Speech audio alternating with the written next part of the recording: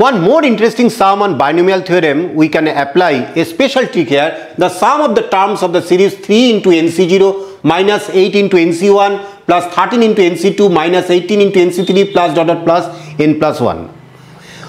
Which of the following four options is the correct value of this sum?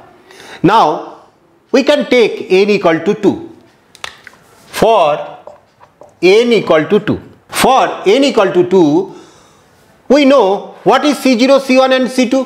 C0, C1, C2 are the binomial coefficients of the expansion 1 plus x whole to the power n, you know.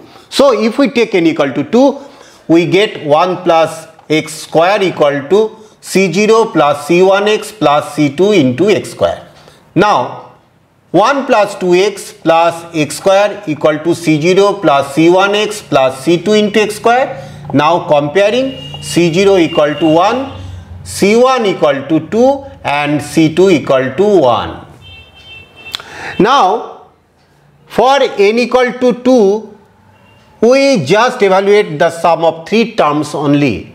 Now, 3 into NC0, that means 2C0, that means 1, minus 8 into 2C1, that is C1, that means 2, so minus 8 into 2 plus 13 into NC2, that is C2 is 1, so 13 into 1.